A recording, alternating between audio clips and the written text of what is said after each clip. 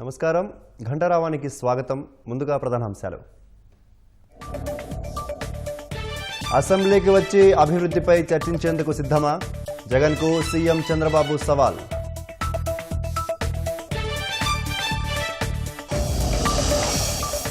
పింఛన్పై YCP fake ప్రచారాలకు ప్రజలే check పెట్టాలి. అర్హులకే న్యాయం జరగాలన్న సీఎం.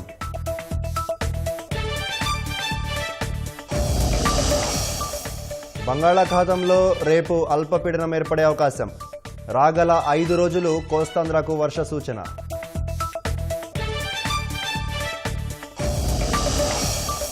గోదావరి వరద ముంపుతో లంక గ్రామాల ప్రజల అవస్థలు. ధవళేశ్వరం వద్ద కొనసాగుతున్న మొదటి ప్రమాద హెచ్చరిక.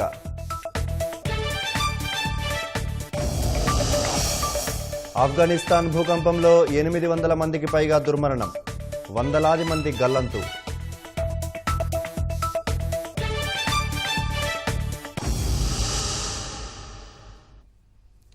ఎన్నికలకు ముందు సిద్ధం అంటూ ఎగిరిపడిన జగన్ ఇప్పుడు అసెంబ్లీకి వచ్చేందుకు సిద్ధమా అని ముఖ్యమంత్రి చంద్రబాబు సవాల్ విసిరారు.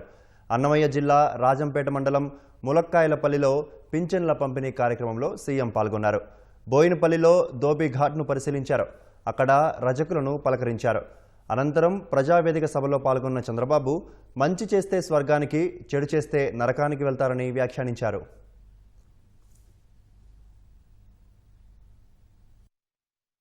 30 ఏళ్ళు నన్ను చూశారు. ఎప్పుడన్నా నేను లీవ్ తీసుకున్నానా అని మిమ్మల్ని అడుగుతున్నా. ఎప్పుడన్నా సిక్ అయ్యానని అడుగుతున్నా. నిద్ర లేస్తే నిద్రపోయే వరకు మెషిన్ మారిగా పనిచేస్తున్నానా లేదా అని మిమ్మల్ని అడుగుతున్నా. గడిచిన ప్రభుత్వం 5 ఏళ్లలో అప్పులు తీసుకొచ్చి మొత్తం సమీక్షేమో అని ప్రజల్ని మోసం చేసే పరిస్థితికి వచ్చారు. ఏ కుటుంబం అయినా అప్పులు చేసి బాగుపడ్డారా? మీరే చెప్పమంటున్నాను. అప్పు చేసి పప్పు కూడా తింటే ఏమవుతుంది? చెప్పే మిగులుతుంది. కానీ ఆదాయాన్ని పెంచి అభివృద్ధి చేసి ఎప్పటికప్పుడు పేదవాళ్ళని ఆదుకునే విధానానికి నేను శ్రీకారం చుట్టాను. అప్పుడప్పుడు మర్చిపోతా ఉంటారు. మళ్ళా కష్టాలు కొని తెచ్చుకుంటాం. ఇంకో పక్క వైకుంఠ పాడు ఆడతాం. పైకి ఎక్కడం, మళ్ళా కిందికి పడడం, మళ్ళా నేను అభివృద్ధి చేయడం, ఇంకొకటి వచ్చి చెడగొట్టడం. ఈసారి మాత్రం జరగడానికి వీలు లేదు. నేను ప్రతిరోజు ఒకటే కోరుకుంటా. రెడీ అయిన తర్వాత పూజ రూమ్లోకి వెళ్ళి మనమందరం స్వర్గం విన్నాం. మంచి చేస్తే స్వర్గానికి పోతారు, పునర్జన్మ ఉండదు. తప్పు చేస్తే నరకానికి పోతారు. అక్కడ ఏం చేస్తాడు యమధర్మరాజు? సలసలగాలి ఆయిల్లో వేసి కాల్చే పరిస్థితులు. అవునా కాదా? నేను అదే కోరుకుంటా దేవుణ్ణి. ఆ స్వర్గంలో దేవతలు ఉంటారంటారు. దేవేంద్రుడు రాజధాని అమరావతి, ప్రజా రాజధాని మా అమరావతి. మా ప్రజలకు కూడా ఇబ్బందులు లేకుండా చేసే వ్యవస్థ కోసం నన్ను ఆశీర్వదించమని భగవంతుడిని కోరతానని చెప్పి కూడా నేను మీకు తెలియజేస్తున్నా. పింఛన్ల సామాజిక తనిఖీపై వైసీపీ ఫేక్ ప్రచారం చేస్తుందన్న సీఎం తప్పును తప్పని ప్రజలు కూడా చెప్పే పరిస్థితి రావాలన్నారు. ఈ రాష్ట్రంలో ఒక ఫేక్ పార్టీ ఉంది. మనం అవునంటే అడ్డంగా కాదంటారు. అలాంటి పార్టీకి నేను ఇచ్చే సవాల్ ఏంటంటే, మొన్నన్నారు సిద్ధం అని ఎగిరిపడ్డారు. అసెంబ్లీకి సిద్ధమా? 11 మంది ఉన్నారు. అసెంబ్లీకి రండి. ఎవరిది విధ్వంసమో, ఎవరిది అభివృద్ధో, ఎవరికి సంక్షేమ కార్యక్రమాలు చేసే సత్తా ఉందో చర్చించడానికి నేను సిద్ధంగా ఉన్నా. సూపర్ 6 మీద అవాకులు చవాకులు వాళ్తున్నారు. అసెంబ్లీకి రండి. ఎవరికి ఏ నిమిషంలో ఎక్కడిచ్చామో సమాధానం చెప్పే ధైర్యం, సత్తా ఈ ప్రభుత్వానికి ఉందని చెప్పి కూడా నేను మీకు తెలియజేస్తున్నా. బాబాయ్ గొడ్డలు వేటు కూడా చర్చించడానికి మనం సిద్ధంగా ఉన్నాం. రక్తం పారిన విషయం గుర్తుందా మీకు? ఆ రక్తం పారించిన ఈ రాయలసీమలో నీళ్లు బారించే సత్తా తెలుగుదేశం పార్టీకి ఎన్డీఏకుంది. వచ్చే 2 ఏళ్లలో ప్రజారోగ్య భద్రత కోసం సంజీవని పథకాన్ని తెస్తామని చంద్రబాబు ప్రకటించారు. రాబోయే రోజుల్లో సంజీవని అనే ఒక ప్రాజెక్టును తీసుకొస్తున్నా. రామాయణంలో మీరు ఉంటారు. లక్ష్మణుడు మూర్చబోతాడు. ఎట్లా కాపాడుకుంటామంటే అప్పుడు సంజీవని మొక్క తేవాలంటే హనుమంతుడికి తెలియదు సంజీవని మొక్క, నేను తెస్తానని వెళ్ళాడు, మొక్క తెలియదు. అప్పుడు ఏం తెచ్చాడు? పర్వతాన్ని తీసుకొచ్చాడు. అందులో సంజీవని మొక్క తీసుకొని ఆ ఔషధ మొక్కతో లక్ష్మణుడి ప్రాణం కాపాడుకుంటారు. నేను కూడా రాబోయే రోజుల్లో 2 ఏళ్లలో ఒక పెద్ద ప్రాజెక్ట్ని బిల్ గేట్స్ కానీ టీసీఎస్ అందరితో కలిసి తీసుకొస్తున్నాం. ప్రపంచంలో ఉండే నాలెడ్జ్ అంతా తీసుకొచ్చి పేదవాడి ఆరోగ్యాన్ని కాపాడడానికి ఏ మందు అవసరమో ఆ మందే ఇచ్చి మిమ్మల్ని కాపాడుకునే బాధ్యత తీసుకుంటామని కూడా తెలియజేస్తున్నా. అన్నమయ్య జిల్లా ములక్కాయలపల్లిలో మంచానికే పరిమితమైన దివ్యాంగురాలు సుమిత్రమ్మ ఇంటికి వెళ్లిన ముఖ్యమంత్రి చంద్రబాబు స్వయంగా పింఛన్ పంపిణీ చేశారు. సుమిత్రమ్మ భర్తతో మాట్లాడి విద్యుత్ ఆటో కొనిస్తానని హామీ ఇచ్చారు. కొన్ని నెలల క్రితం వెన్నెముకకు సంబంధించిన చికిత్స చేయడంతో సుమిత్రమ్మ 2 కాళ్లు పడిపోయాయి. విషయం తెలుసుకున్న చంద్రబాబు సుమిత్రమ్మ ఇంటికి వెళ్లి ఆప్యాయంగా పలకరించారు. కుటుంబానికి అండగా ఉంటామని భరోసానిచ్చారు. పింఛను 15,000 రూపాయలు పెంచి ఇచ్చేలా చూస్తామని సీఎం హామీ ఇచ్చారు.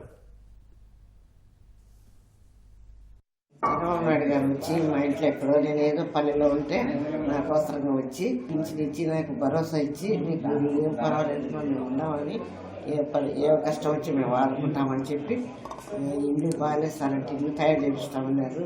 మా ఆయనకు కూడా ఎలక్ట్రికల్ ఆటో ఇప్పిస్తామని చెప్పినారు.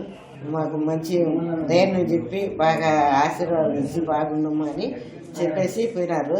ఆయన సార్ ఎప్పటికీ చల్లగా పడతారు. మా కోసం వచ్చినందుకు మాకు ఎంతో సంతోషంగా ఉంది. ఇంటికి వచ్చి చాలా తృప్తి పడ్డాము. మాకు చాలా చాలా సంతోషం సార్ నుంచి. కేసీఆర్కు అవినీతి మరక అంటడానికి హరీష్ రావుతో పాటు మరో 2 కారకులని ఎమ్మెల్సీ కవిత ఆరోపించారు.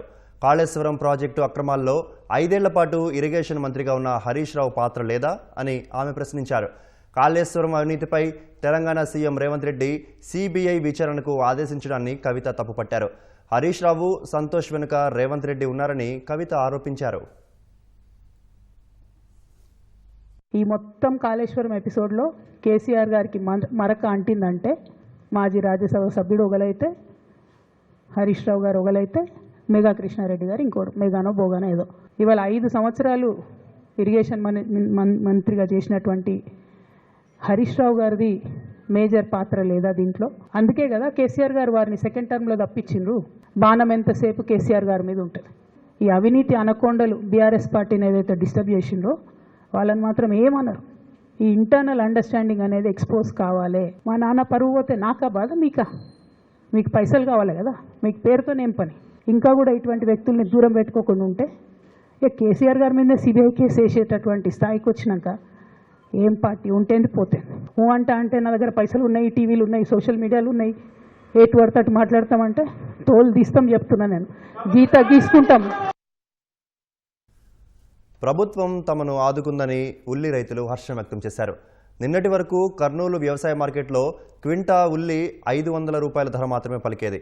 దీంతో రాష్ట్ర ప్రభుత్వం స్పందించి మార్క్ఫెడ్ ద్వారా క్వింటా ఉల్లి 1200 రూపాయలకు కొనుగోలు చేస్తోంది. ఈ కార్యక్రమాన్ని రాష్ట్ర మంత్రి టీజీ భరత్ ప్రారంభించారు. బహిరంగ మార్కెట్ విలువ కన్నా ప్రభుత్వం ఎక్కువ ధరకు కొనుగోలు చేయడం సంతోషంగా ఉందని రైతులు తెలిపారు. కనీసం క్వింటా 2000 రూపాయలకు అమ్ముడుపోతే గిట్టుబాటు ధర వస్తుందని రైతులు వెల్లడించారు. మాకు ఉల్లిగడ్డ రేటు 1200 రేటు అయిన దానికి కొంచెం మేలు. లేకపోతే మాకు మన 3-4 రోజుల కిందట 300, 200 పోయినవి. ఈరోజు మన భరత్ అనే ఆయన మంత్రి మంచిగా చేసినాడు. రేటు 1200. ఇప్పుడు దానికి ఎటో కవర్ అయిపోతుంది. లేకపోతే 400-500, 300 పోతే పెద్ద నష్టం అవుతుంది. ఇంతవరకు మొన్న 300, 500, 600 కట్టుకుంటే ఈ గవర్నమెంట్ వచ్చినాక 1200 పట్టించుకుంటున్నారు. కొంచెం మేలు.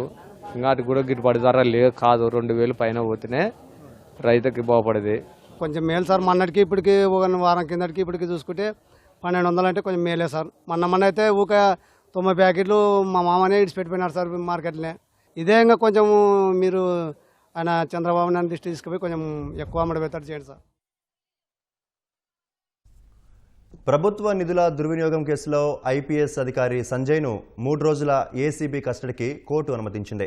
ఎస్సీ, ఎస్టీ, అట్రాసిటీ చట్టాలపై అవగాహన సదస్సులు, ట్యాబుల కొనుగోలులో అక్రమాలకు పాల్పడిన కేసులో సంజయ్ను కస్టడీకి కోరుతూ ఏసీబీ పిటిషన్ దాఖలు చేసింది. పిటిషన్పై విచారణ జరిపిన విజయవాడ ఏసీబీ కోర్టు కస్టడీకి అనుమతిస్తూ ఉత్తర్వులిచ్చింది. సంజయ్ను రేపటి నుంచి 3 రోజుల పాటు ఏసీబీ అధికారులు ప్రశ్నించనున్నారు. ఉదయం 8 గంటల నుంచి సాయంత్రం 6 గంటల వరకు ప్రశ్నించేందుకు కోర్టు అనుమతించింది.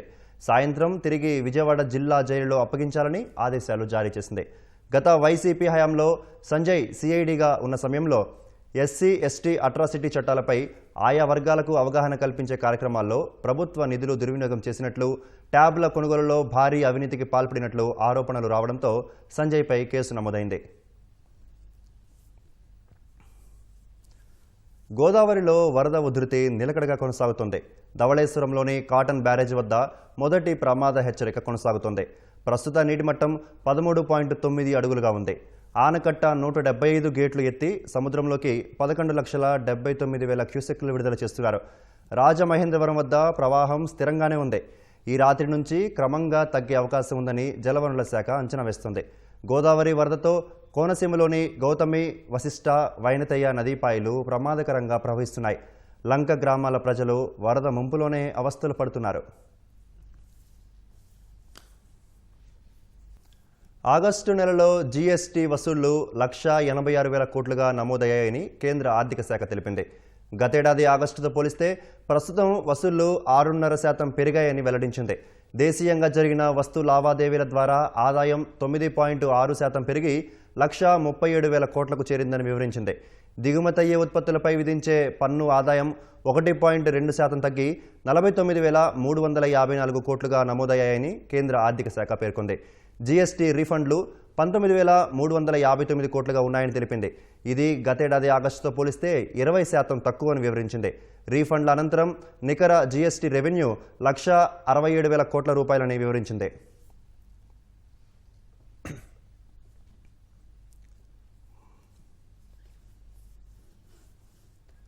జమ్మూ కాశ్మీర్లోని వరద ప్రభావిత ప్రాంతాల్లో కేంద్ర హోంమంత్రి అమిత్ షా పర్యటించారు.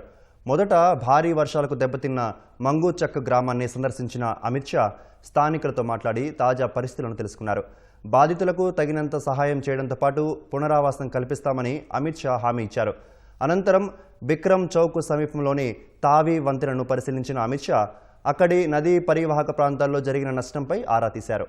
ఆయనతో పాటు lieutenant governor Manoj Sinha, CM Omar అబ్దుల్లాతో పాటు పలువురు అధికారులు సైతం ముంపు ప్రాంతాల్ని సందర్శించారు. జమ్మూ పర్యటన అనంతరం రాజ్భవన్కు చేరుకున్న అమిత్ షా అధికారులతో కలిసి వరదలపై సమీక్ష నిర్వహించారు.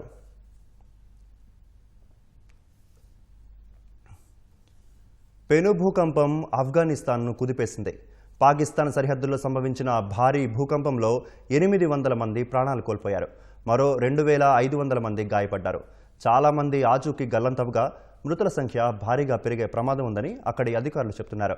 యుద్ధ ప్రాతిపదికన సహాయక చర్యలు చేపట్టారు. ఆఫ్ఘనిస్తాన్లో భారీ భూకంపం సంభవించింది. పాకిస్తాన్ సరిహద్దులోని కునార్ ప్రావిన్స్లో రిక్టర్ స్కేల్పై 6 తీవ్రత నమోదు కాగా ఈ ఘోర విపత్తు కారణంగా 800 మంది మరణించారు.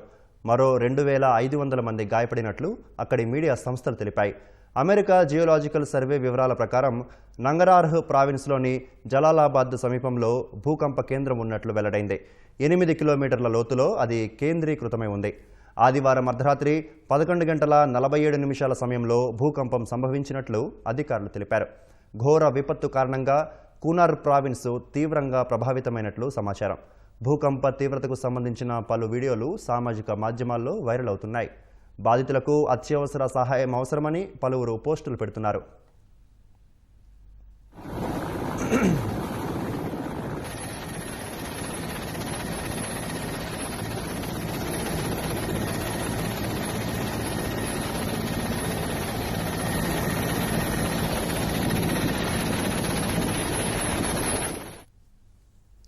భూకంప ప్రభావిత ప్రాంతాల్లో అధికారులు యుద్ధ ప్రాతిపదికన సహాయక చర్యలు చేపట్టారు. శిథిలాల కింద చిక్కుకున్న వారిని కాపాడేందుకు తీవ్రంగా శ్రమిస్తున్నారు. క్షతగాత్రులను హెలికాప్టర్ల ద్వారా ఆసుపత్రులకు తరలిస్తున్నారు. కుటుంబ సభ్యులు, బంధువులను కోల్పోయిన వారి రోదనలతో ఆ ప్రాంతం హృదయ విదారంగా మారిపోయింది.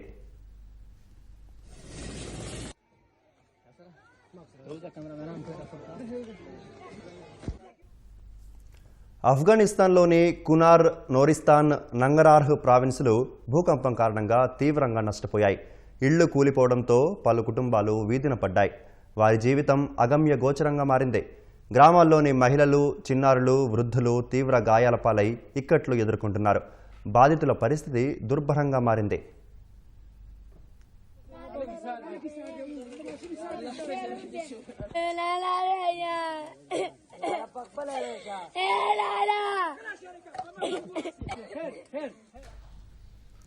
భూకంపం కారణంగా పలు గ్రామాల్లోని ఇళ్లు పూర్తిగా నేలమట్టమయ్యాయని వార్దక్ ప్రావిన్స్ మాజీ మేయర్ జరీఫా గఫ్పారి పోస్ట్ పెట్టారు. ఈ విపత్తు ధాటికి పలు కుటుంబాలు కకావికలమైనట్లు పేర్కొన్నారు.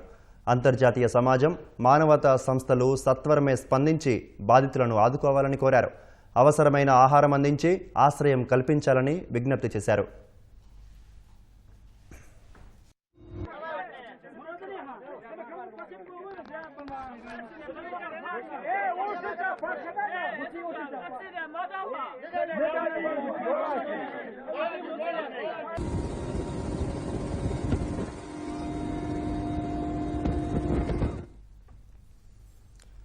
ఉగ్రవాదం, దానికి మద్దతిస్తున్న దేశాలను ఎండగట్టడంలో భారత్ కీలక దౌత్య విజయం సాధించింది. ఉగ్రవాదంపై ద్వంద్వ వైఖరి సరికాదంటూ ప్రధాని మోదీ చేసిన వ్యాఖ్యలను షాంఘై సహకార సంఘం సమర్థించింది. పహల్గాం ఉగ్రదాడిని తీవ్రంగా ఖండిస్తూ సంయుక్త ప్రకటన విడుదల చేసింది. ఏ దేశమైనా స్వార్థ ప్రయోజనాల కోసం ఉగ్రవాదం, వేర్పాటువాదాన్ని ఉపయోగించుకోవడం ఆమోదయోగ్యం కాదని ఎస్సీఓ సభ్య దేశాలు తేల్చి చెప్పాయి.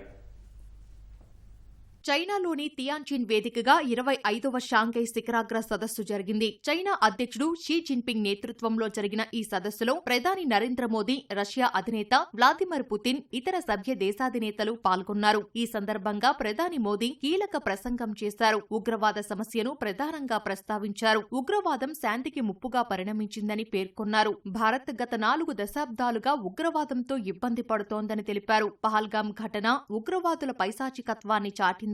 పహల్గాం ఉగ్రదాడి భారత్పై మాత్రమే చేసిన దాడి కాదని, మానవత్వాన్ని విశ్వసించే ప్రతి దేశానికి సవాల్ విసిరిందని పేర్కొన్నారు. ఉగ్రవాదం ఏ రూపంలో ఉన్నా దాన్ని వ్యతిరేకించాలని ఎస్సీఓ సభ్య దేశాలను కోరారు. ఉగ్రవాదం విషయంలో కొన్ని దేశాలు ద్వంద్వ ప్రమాణాలు అవలంబిస్తున్నాయని పాకిస్తాన్ను ఉద్దేశించి విమర్శించారు. ఉగ్రవాదంతో ఏ దేశము, సమాజము, పౌరుడు సురక్షితంగా ఉండలేరని మోదీ స్పష్టం చేశారు. అందుకే ఉగ్రవాదంపై ఉమ్మడిగా పోరాడుదామని భారత్ ఎప్పటినుంచో కోరుతోందని చెప్పారు. भारत पिछले 4 दशकों से निर्मम आतंकवाद का दंश झेल रहा। पहलगाम में टेररिज्म का बहुत ही घिनौना रूप देखा। इस दुख की घड़ी में जो मित्र देश हमारे साथ खड़े रहे, मैं उनका आभार व्यक्त करता हूं। यह हमला केवल भारत की अंतरात्मा पर भी आघात नहीं था, यह मानवता में विश्वास रखने वाले हर देश, हर व्यक्ति को खुली चुनौती थी।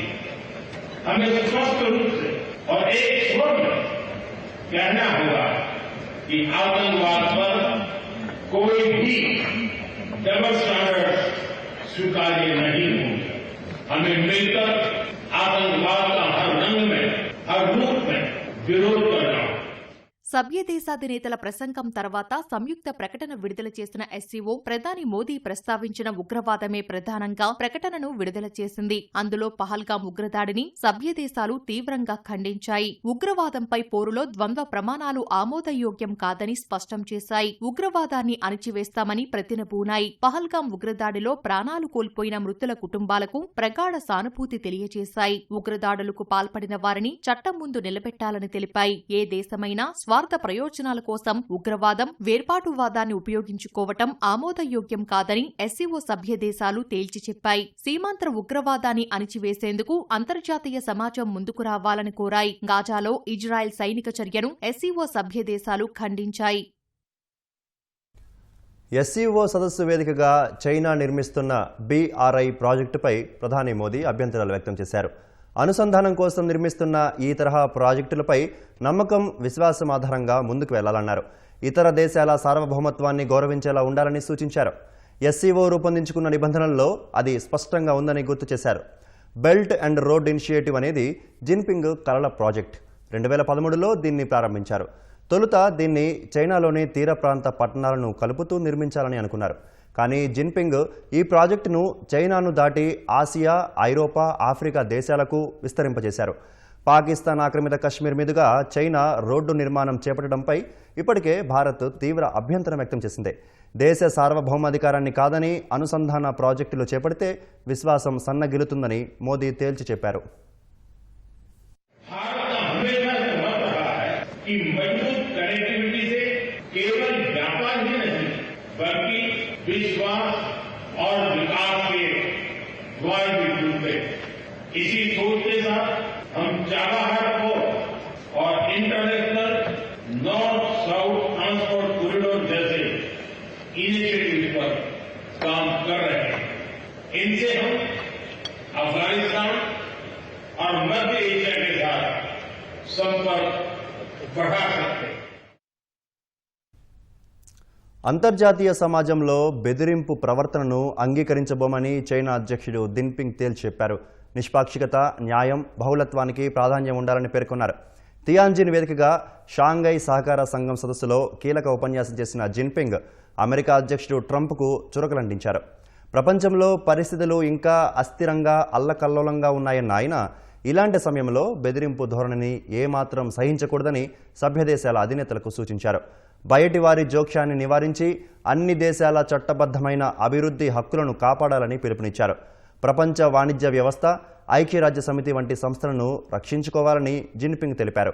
న్యాయం, నిష్పాక్షికతను మనం అందిపుచ్చుకోవాలన్న ఆయన ఆధిపత్యం, దురహంకార రాజకీయాలను తిప్పికొట్టాలన్నారు. అంతర్జాతీయ వ్యవహారాల్లో గౌరవమాధారంగానే నిర్మాణాత్మక భాగస్వామ్యం ఉంటుందని స్పష్టం చేశారు.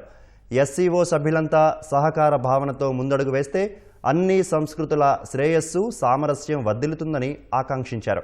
ఈ సందర్భంగా ఎస్సీఓ సభ్యులకు 2 బిలియన్ యువాన్లు అందజేస్తానని జిన్పింగ్ ప్రకటించారు. ఈ ఏడాదిలోనే నిధుల కేటాయింపు జరుగుతుందని స్పష్టం చేశారు. ఉక్రెయిన్ను నాటో కూటమిలోకి లాక్కోవాలనే పశ్చిమ దేశాల ప్రయత్నమే అసలు యుద్ధానికి కారణమని రష్యా అధ్యక్షుడు పుతిన్ స్పష్టం చేశారు. తియాన్జిన్లోని షాంఘై సహకార సంఘంలో ప్రసంగించిన ఆయన ఖచ్చితంగా యుద్ధం మూలాల్లోకి వెళ్లి పరిష్కారాలను కనుగొనాలని అభిప్రాయపడ్డారు. భద్రతా సమతుల్యతను ఖచ్చితంగా ఏర్పాటు చేయాలన్నారు. రష్యా ఉక్రెయిన్ యుద్ధం ఆక్రమణతో పుట్టుకొచ్చిన సంక్షోభం ఏమాత్రమూ కాదన్న పుతిన్ ఉక్రెయిన్కు పశ్చిమ దేశాలు ఇచ్చిన మద్దతుకు తిరుగుబాటు ఫలితమన్నారు. ఉక్రెయిన్లో రష్యా అనుకూల అధ్యక్షుడు విక్టర్ యాంకోవిచ్ను మైదాన్ తిరుగుబాటుతో గద్దె దింపడం వెనుక పశ్చిమ దేశాల హస్తం ఉందని పుతిన్ పరోక్షంగా ఆరోపించారు. అదే యుద్ధానికి మూలమని పేర్కొన్నారు. ఇటీవల అలాస్కాలో ట్రంప్తో జరిగిన భేటీపై కూడా పుతిన్ స్పందించారు.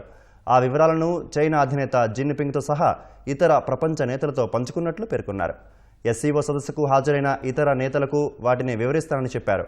ఇదే సమయంలో రష్యా ఉక్రెయిన్ సంక్షోభాన్ని పరిష్కరించేందుకు చైనా, భారత్ చేసిన ప్రయత్నాలను పుతిన్ అభినందించారు. తొలి త్రైమాసికంలో దేశ స్థూల జాతీయోత్పత్తి జీడీపీ 7.8% వృద్ధిని నమోదు చేసిన వేళ దేశీయ స్టాక్ మార్కెట్లు లాభాల బాట పట్టాయి.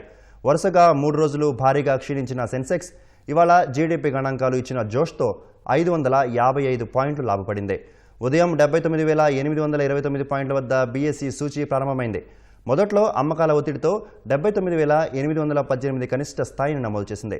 తర్వాత కొనుగోళ్ల మద్దతుతో క్రమంగా పెరిగిన సూచీ 80,407 పాయింట్ల గరిష్ట స్థాయిని తాకింది. చివరకు 80,364 పాయింట్ల వద్ద స్థిరపడింది. జాతీయ స్టాక్ ఎక్స్చేంజ్ సూచీ నిఫ్టీ 198 పాయింట్లు పెరిగి 24,625 పాయింట్ల వద్ద ముగిసింది.